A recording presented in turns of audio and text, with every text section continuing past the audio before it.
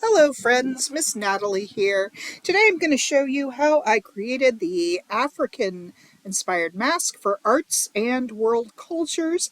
I started with a sketch and with some ideas, and then I recreated that sketch on a piece of cardboard, outlining the part that I wanted to cut and also sketching in the other parts that I was going to cut out of other things.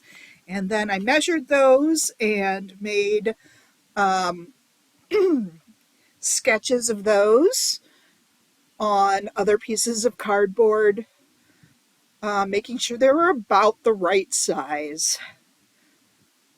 And once I had them all together, then I was ready to cut out the pieces. Some things are going to be added later, like the dots or painting.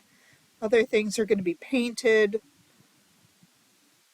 But here we go. I have my scissors and I have the pieces cut out. Just need to assemble it to make sure that they are all the right size and that I don't need to trim them down. And if I do need to trim them down, I will. These look pretty good, so I'm going to glue them all down.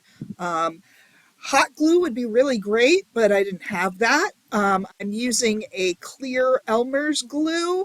A glue stick is not going to cut it. It's just not going to be strong enough. It needs a good liquid like a gel, or classic white glue works too. So I basically worked in layers.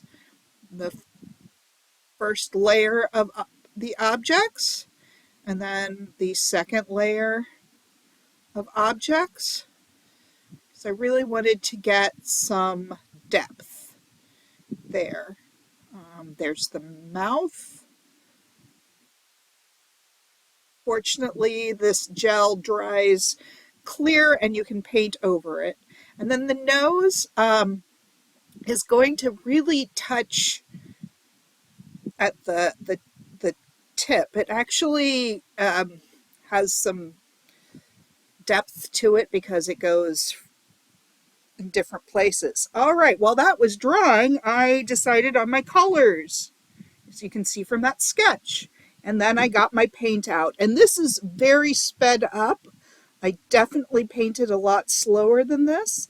I started with the red. My idea was to do every color separately. The red and the blue and the black all came straight out of my paint. There's the blue, you can see.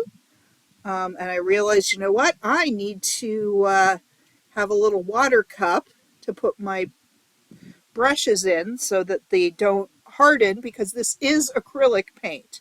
Now, if you don't have acrylic paint, you could use markers. You could use paint pens if you have those. You could just use a Sharpie on the brown cardboard to get kind of a very basic um, color scheme, neutral color scheme. There's that yellow. Now, one thing I could have done before I started was put down a primer layer of white paint. Um, that way my colors would be brighter. And I have to say, I thought about it and then I thought, oh, you know what? It'll look more like I'm directly painting on wood if I don't.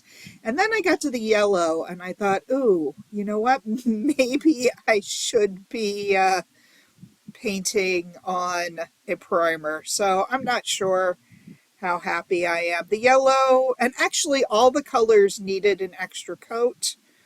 Um, I forgot that part of the red. So I did my very best to do all the colors. And then when I was done with the yellow, I mixed some red into it to make an orange. At first, I really liked this orange because it was more of a red orange. I thought it looked really good, but I do have to say that when it dried, it was very much like the red. It was hard to tell the difference between the red and the orange. And so I went back, I made a different kind of orange, a more yellow orange, and went back over it on my second coat of paint. Um, you can see I am not the neatest, most precise painter. This brush was probably a little too big for some of those precision spots. Um, Someone who is not the neatest painter, I could have painted each individual item separately, and that might have made it easier. Then I wouldn't have to worry about getting my yellow on my orange and my red on my yellow, and I could have painted most of the bits separately and on their own. There are a few things where I did like the lines, etc. Because I'm not a precise painter, I decided instead of painting these lines and details, I was going to use my paint pens. So that's what I did. I was thinking about using white, but mostly I just use black and yellow. So I'm putting those lines around the eyes. I'm putting the line in on the mouth for the teeth. Other lines did I put on? The lines to outline those stripes and really give it, differentiate between the red and the orange. And unfortunately, it didn't wait quite long enough for my paint to be completely dry, so I did have to wipe the paint off of my markers every once in a while. Putting the dots over the eyes. Oh, and I also decided the flame like hair for whatever. I didn't much care for it, so I decided not to do it. Um, that's when I realized I was never going to get that blue paint off of my white paint pen. Oh well. And actually, probably would look better with a black circle around it. So I went back and outlined some of the pieces so they would pop a little bit more. Black circles, uh, both.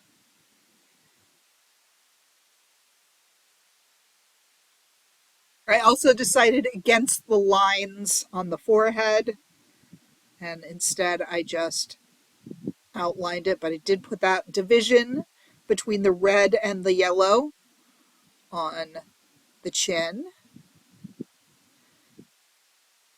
And that's really pretty much all I did.